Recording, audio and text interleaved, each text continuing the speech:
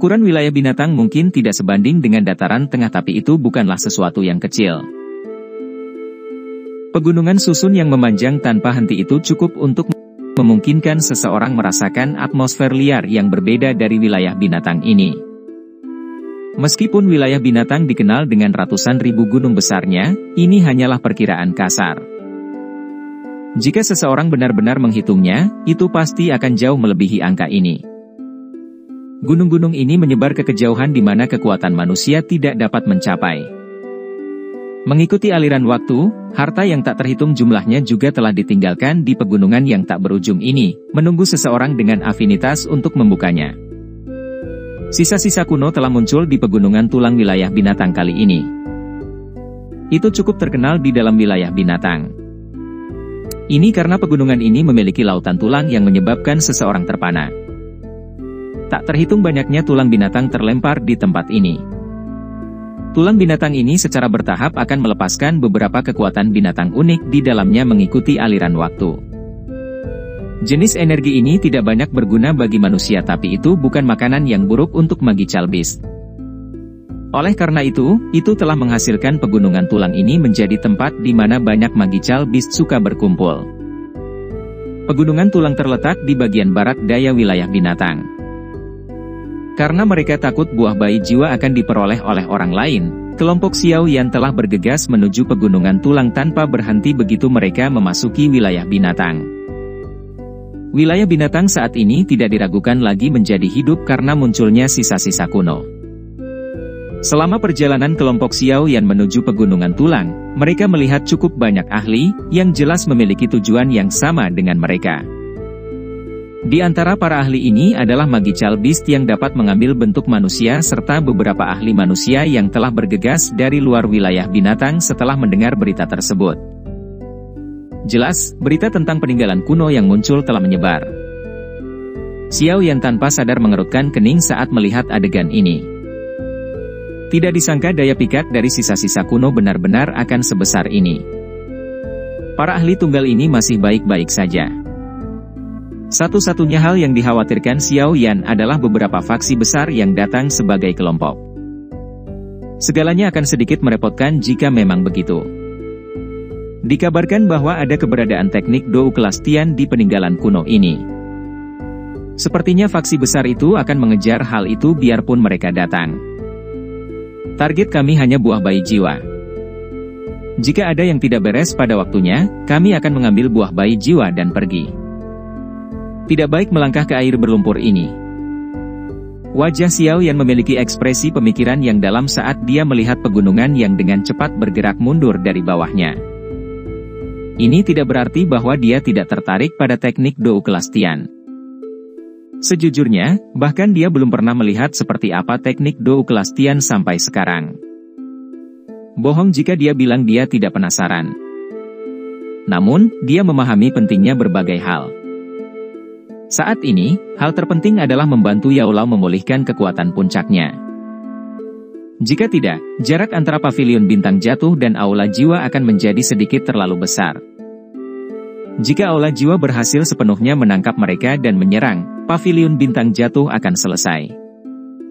Tentu saja, jika situasinya tidak melebihi harapannya setelah mendapatkan buah bayi jiwa, Xiao Yan diam-diam bisa memikirkan untuk melakukan sesuatu yang lain. Teknik Dou kelas Tian. Teknik Dou yang ada dalam legenda ini kemungkinan akan memiliki kekuatan yang sebanding dengan teratai api pemusnahan Xiao Yan. Setelah melakukan perjalanan selama 2 hari berturut-turut di pegunungan berkelanjutan di wilayah binatang yang sangat besar, warna putih pekat yang mencolok tiba-tiba muncul di kejauhan. Gumpalan warna putih pekat ini muncul dari tempatnya di dalam pegunungan hijau subur. Namun, kegembiraan melonjak ke mata kelompok Xiao Yan ketika mereka melihatnya. Setelah hampir 10 hari bepergian, mereka akhirnya mencapai tujuan mereka. Jumlah orang yang terbang melintasi langit sekitarnya meningkat ketika mereka sampai di tempat ini. Sesekali, akan ada sesosok yang terbang melintas seperti badai. Akhirnya, itu akan bergegas menuju pegunungan putih lebat yang jauh. Kami tiba di pegunungan tulang. Ada 2 sesepuh dari pavilion bintang jatuh yang menyelidiki di sini.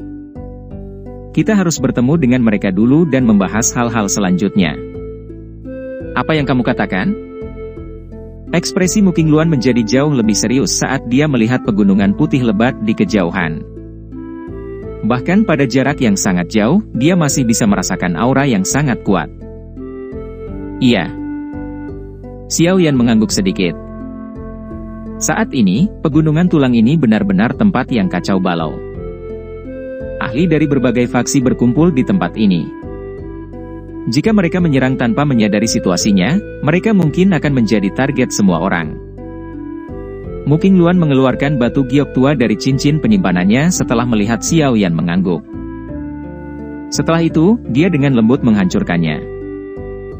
Segera setelah giok tua itu hancur, sesosok dengan cepat bergegas dari pegunungan yang jauh. Setelah itu menuju kelompok Xiao Yan. Sesaat kemudian, itu muncul di atas elang besar. Sosok itu jelas menghela nafas lega saat melihat kelompok Xiao Yan. Orang yang datang adalah seorang lelaki tua berjubah abu-abu. Dia mengenakan lencana penatua dari pavilion bintang jatuh di dadanya. Namun, lelaki tua ini tampak sedikit sedih melihat saat ini. Seolah-olah dia baru saja bertukar pukulan dengan seseorang. Penatua Hu, apa yang terjadi? Di mana Penatua Qi? Mu Qingluan bertanya dengan kaget ketika dia melihat penampilan lelaki tua ini. Orang tua yang dipanggil Penatua Hu tertawa getir dan segera berbicara dengan kemarahan, Penatua Qi dan saya telah datang ke Pegunungan Tulang untuk menyelidiki situasinya atas perintah dari dua kepala pavilion. Saat ini, cukup banyak faksi dan ahli yang kuat telah datang ke Pegunungan Tulang ini. Setiap orang telah menemukan tempat untuk menetap di pegunungan ini dan menunggu peninggalan kuno benar-benar terbuka. Keberuntungan Penatua Qi dan saya tidak buruk. Kami menemukan puncak gunung yang dekat dengan peninggalan kuno. Tempat itu bisa mengamati aktivitas jenazah dalam waktu secepat mungkin. Namun, kami berdua baru saja memimpin beberapa murid pavilion bintang jatuh untuk membangun kemah di sana saat kita bertemu orang-orang dari pavilion petir angin. Pavilion petir angin?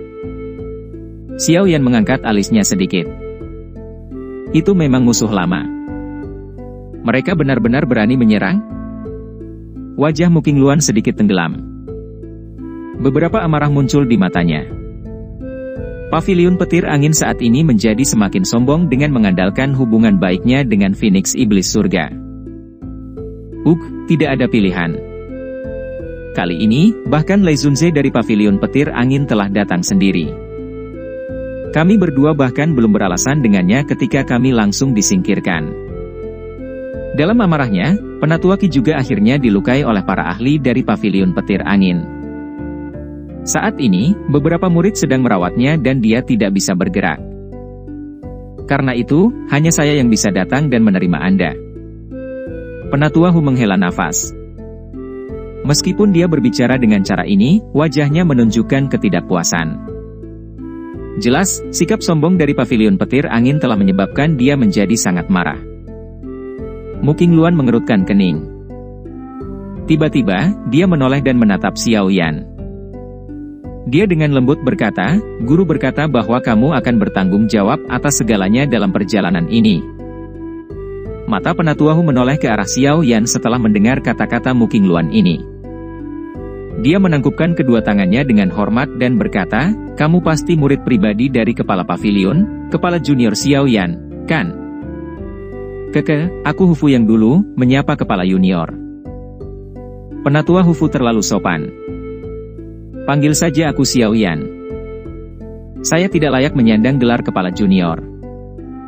Xiao Yan tersenyum dan melambaikan tangannya. Dia melirik Mu Qingluan, yang menatapnya dari belakang. Setelah berpikir sejenak, dia berkata, "Mari kita pergi dan melihat Penatua Qi dulu." Aku akan memimpin jalan. Penatua Hu mengangguk, berbalik dan memimpin jalan. Hei, Xiao Yan, apa yang harus kita lakukan tentang ini? Pavilion petir angin sama sekali tidak memberikan wajah apapun pada pavilion bintang jatuh. Jika kita tidak melakukan apapun, kemungkinan besar kita akan menjadi lelucon orang lain. Muking Luan dengan lembut berkata saat dia melihat ke arah Penatua Hu yang memimpin mereka di depan. Xiao Yan tersenyum tipis tapi tidak mengatakan apapun. Namun, saat melihat senyumannya ini, Muking Luan merasa sedikit tenang di hatinya. Sejak dia berkenalan dengan Xiao Yan, dia belum pernah melihat Xiao Yan menderita kerugian. Bahkan ketika dia akhirnya menderita cedera serius dan akhirnya tidak sadarkan diri selama setahun, Xiao Yan juga membabat Do Uzun bintang 5 untuk membayar sebuah lengan sebagai harga. Semua orang mengikuti Penatua Hu untuk menjelajah melalui pegunungan yang luas.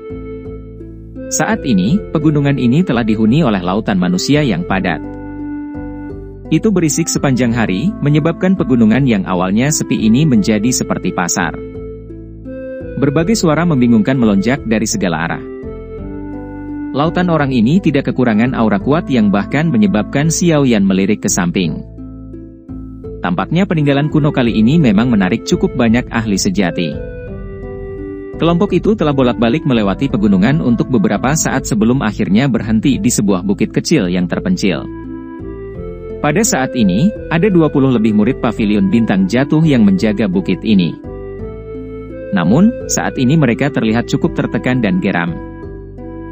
Jelas, ini disebabkan oleh pavilion petir angin mengusir mereka dari camp mereka tanpa memberi mereka wajah apapun. Kembalinya Penatua Wu menyebabkan perhatian semua orang tertahan. Ketika mereka melihat kelompok Muking Luan, semua moral mereka akhirnya sedikit terangkat. Cukup banyak mata yang berhenti di Xiao Yan. Mereka sudah lama mendengar tentang murid pribadi kepala pavilion ini, yang telah melakukan retret di Menara Batu selama setahun. Batuk, Kepala Junior, mohon maafkan saya karena tidak dapat menerima kedatangan Anda. Seorang tetua berpakaian merah yang tampak agak pucat berjalan keluar dari tenda dengan dukungan dari 2 murid pavilion bintang jatuh setelah kelompok Xiao Yan mendarat. Dia menangkupkan kedua tangannya ke arah kelompok Xiao Yan dan berbicara dengan hormat. Batuk. Penatua Qi ini tidak bisa menahan batuk dengan intens setelah suaranya baru saja terdengar. Beberapa bekas darah muncul di sudut mulutnya. Jelas, organ dalamnya terluka. Sialan, bajingan dari pavilion petir angin. Kekuatan utama kami dari pavilion bintang jatuh tidak datang. Jika tidak, mereka tidak akan memiliki kesempatan untuk menjadi sombong. Kemarahan di dalam hati orang-orang di sekitar murid pavilion bintang jatuh naik ketika mereka melihat cedera Penatua Qi ini. Xiao Yan perlahan berjalan menuju sisi Penatua Qi. Dia meraih tangan yang terakhir dan memeriksa luka-lukanya sebentar. Setelah itu, dia sedikit mengangguk dan berkata, cederamu cukup serius. Siapa yang menyerangmu? Kepala pavilion utara dari pavilion petir angin, Fei Tian. Penatua Qi menghela nafas. Xiao Yan kaget saat mendengar ini. Dia langsung tertawa pelan. Dia belum pernah bertemu dengan kepala pavilion utara ini Fei Tian selama 2-3 tahun, namun yang terakhir masih sombong seperti biasanya. Xiao Yan mengeluarkan pil obat dari cincin penyimpanannya dan menyerahkannya kepada Penatua Qi. Dia meregangkan pinggang malasnya dan berkata, berapa banyak Do Uzuns yang dimiliki pavilion petir angin? Hanya Lei Zunse saja. Xiao Yan mengangguk sedikit. Setelah itu, dia perlahan berbalik di depan mata semua orang. Kepala Junior, kamu? Penatua Hu terkejut melihat ini. Dia buru-buru bertanya. Ayo pergi, saatnya menghancurkan tempat mereka. Suara samar yang sedang ditransmisikan menyebabkan darah di dalam tubuh murid-murid pavilion bintang jatuh. Tujuan utama dari perjalanan mereka kali ini adalah buah bayi jiwa. Jika tidak ada keadaan khusus, Xiao Yan juga tidak ingin membuat masalah yang bisa memperumit masalah. Namun, ada beberapa hal yang tidak mungkin dihindari bahkan jika seseorang ingin melakukannya. Mengikuti hubungan yang semakin baik antara suku iblis surga dan pavilion petir angin saat ini, yang terakhir menjadi semakin sombong. Dia secara samar-samar menganggap dirinya sebagai bos besar dari 4 pavilion. Kali ini, mereka dengan paksa merebut lokasi perkemahan yang ditemukan pavilion bintang jatuh sebelumnya. Ini tidak diragukan lagi memberikan tamparan pada pavilion bintang jatuh. Jika pavilion bintang jatuh memilih untuk mengabaikan cara ini, itu pasti akan menjadi lelucon orang lain. Itu perlu untuk bertahan dan sesekali menyerah ketika mendirikan sekte. Namun, seseorang tidak boleh lemah dalam hal-hal yang berhubungan dengan prinsip. Jika tidak, itu tidak hanya akan menjadi pukulan besar bagi reputasi seseorang tetapi juga akan menyebabkan moral para murid dalam sekte menurun. Saat ini, Yao Lao sudah menjadi kepala pavilion dari pavilion bintang jatuh. Meskipun Xiao Yan merasa sedikit tidak berdaya dengan gelar kepala junior yang secara tak dapat dijelaskan jatuh padanya, dia secara alami harus bertanggung jawab sekarang karena gelar itu jatuh padanya. Kali ini, Yao Lao dan Feng Zunze memberinya wewenang untuk memimpin rombongan dalam perjalanan ini. Ini adalah semacam kepercayaan dan ujian baginya. Jika mereka menghadapi aula jiwa, makhluk hebat yang jauh lebih kuat dari pavilion bintang jatuh, mereka mungkin hanya bisa bertahan untuk saat ini dan menunggu kesempatan untuk membalas dendam di masa depan. Namun, dalam hati Xiao Yan, pavilion petir angin tidak memiliki kualifikasi yang bisa membuatnya mundur. Ketika dia baru saja tiba di dataran tengah saat itu, dia berani menantang pavilion petir angin hanya dengan kekuatan Dou Huang. Bahkan lebih sedikit yang perlu dikatakan sekarang. Kekuatan seorang Lei Zunze bahkan tidak sebanding dengan Feng Zunze. Lupakan ada dua orang dengan kekuatan bintang Dou Zunze di samping Xiao Yan. Bahkan jika dia bertindak secara pribadi, Lei Zunze ini tidak akan berada dalam posisi untuk mendapatkan keuntungan apapun. Tindakan oleh Xiao Yan ini tidak diragukan lagi segera memenangkan dukungan dari semua murid muda pavilion bintang jatuh yang hadir. Dengan bisa menjadi murid pavilion bintang jatuh, mereka jelas bukan orang yang tidak berguna. Namun, mereka telah menderita penghinaan seperti itu di tangan pavilion petir angin. Berdasarkan karakter impulsif dari anak-anak muda ini, sepertinya mereka akan menyerang secara paksa meskipun mereka tahu bahwa mereka bukan tandingan lawan mereka. Mereka akan memberitahu semua orang bahwa pavilion bintang jatuh mereka bukanlah sesuatu yang lembut. Jika bukan karena omelan keras oleh kedua sesepuh hari ini, kemungkinan besar mereka sudah lama bertukar pukulan dengan pavilion petir angin. Awalnya, mereka mengira tidak ada tempat bagi mereka untuk melampiaskan amarah ini. Tanpa diduga, kepala junior ini, yang mereka rasa agak asing di hati mereka, sangat panas saat dia muncul. Dalam sekejap, posisi Xiao Yan di hati para murid muda ini langsung naik. Terkadang, mendapatkan dukungan dari orang lain adalah tugas yang sederhana. Kedua sesepuh dikejutkan dengan tindakan Xiao Yan ini. Mereka ragu-ragu sejenak dan melihat wajah merah cerah para murid muda di sekitar mereka. Api iblis tersembunyi di dalam hati mereka juga naik pada saat ini. Sial.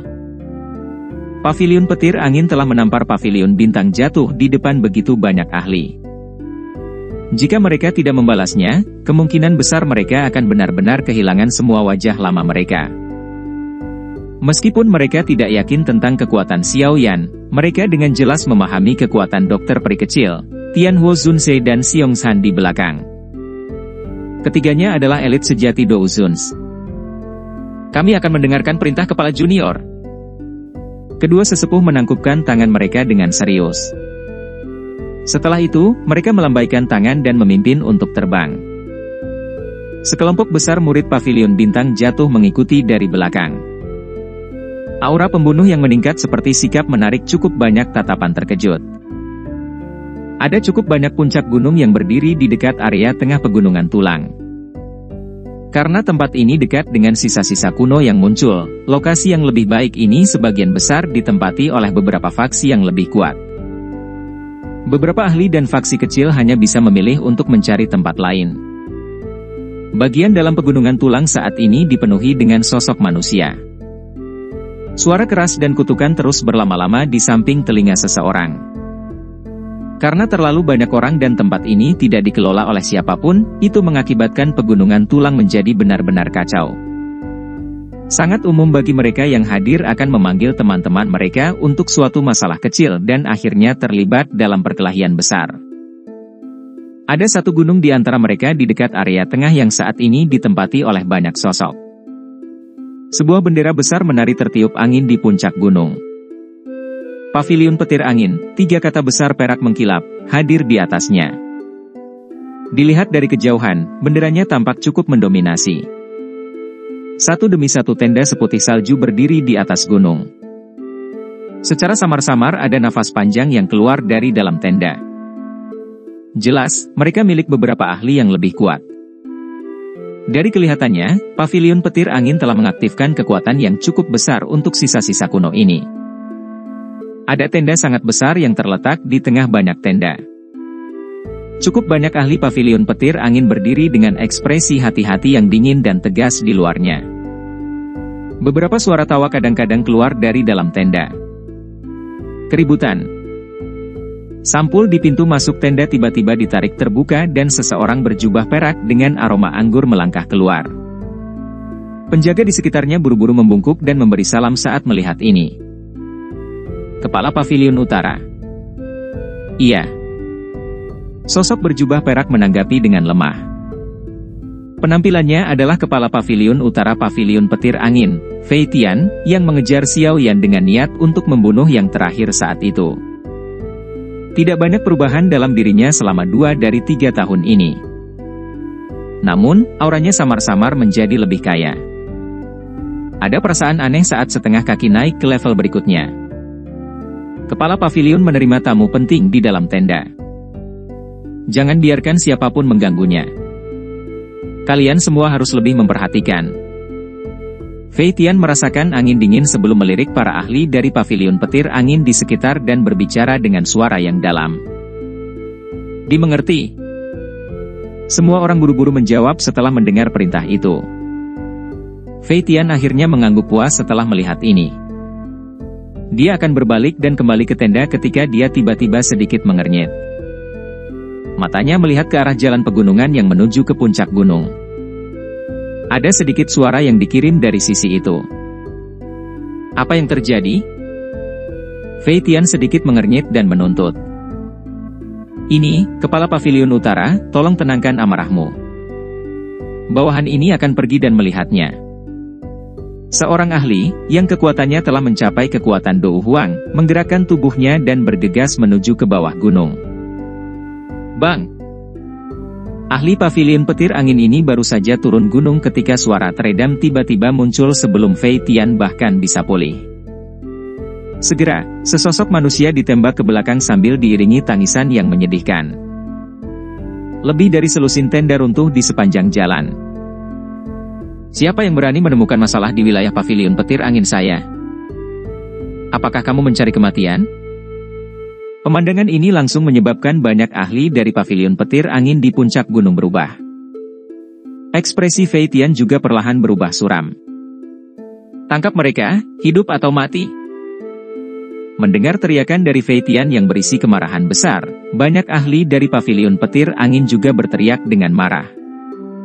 Seketika, sosok mereka melintas dan mereka bergegas menuruni gunung sambil diiringi gelombang angin yang deras dan ekspresi yang garang.